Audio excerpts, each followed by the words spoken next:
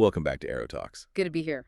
So today we're going to get into something that's been bubbling up for a while now, this accelerating consolidation in Central European aviation. Yeah, specifically focusing on the rumored acquisition of the Czech carrier Smartwings. Exactly, by Poland's flag carrier, LOT. And our goal today is really to unpack what this all means strategically for the whole regional leisure market. And for LOT's own ambitions, of course. So let's start with the core news. After months of speculation throughout 2025, it really seems like LOT is finally closing in. It does. I mean, the reports are looking very solid now. This isn't just talk anymore. It feels serious, especially with the news that LOT's CEO, Michał was supposedly in Prague in late October. Right, to negotiate terms. And you have to understand, Smartwings isn't just any airline. We're talking about the largest carrier in the Czech Republic. With a very specific focus, right? Purely leisure, a very focused operation, and a big one. They're flying, 41 aircraft? It's a mix of Airbus A220s, A320s, and the Boeing 737s. And there's a lot of history baked into that operation. Oh, a huge amount. Smartwings originally grew out of travel service, which was the biggest tour operator in the region. And then, and this is the crucial part, after the old Czech flag carrier, CSA, went bankrupt, They picked up the pieces. they absorbed most of what was left, the key assets, the capacity. So when you talk about buying Smartwings, you're also buying that legacy and, more importantly, those incredibly valuable Prague slots. Okay, so that instant control is obviously the prize.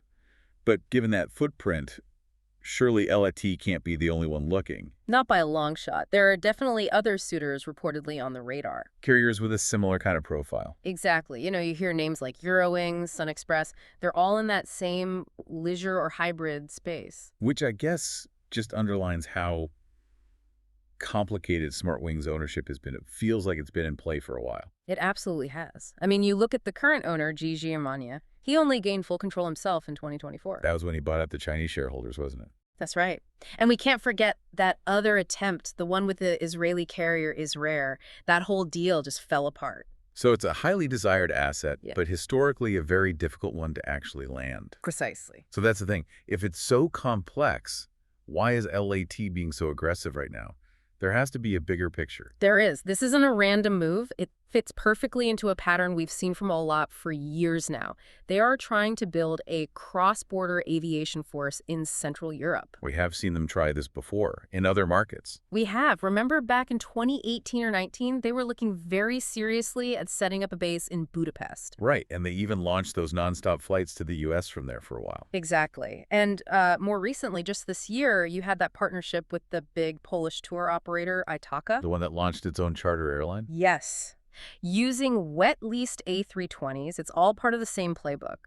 LA wants to control this high-volume leisure capacity themselves, not just in Poland, but right across the region. But wait a second. You mentioned the Budapest attempt. That was scaled back, wasn't it? It was, yes. So why should anyone believe this attempt will be smoother? They're going after a known complex asset with a history of failed sales. What's changed? Yeah. That's the big unknown here, isn't it? It is. We have, zero public information on how they actually plan to integrate this operation if the deal goes through, and that's the core question. That is the question for you, the listener, to really consider. What this move signals, without a doubt, is that the consolidation in the leisure space in Central Europe is speeding up. And the strategy is to absorb these smaller regional players. To build that cross-border strength, the interesting part, the real test, will be whether LOT can actually pull it off this time. Can they succeed where others have struggled, or just plain failed? Thank you for listening. We will see you in the next episode.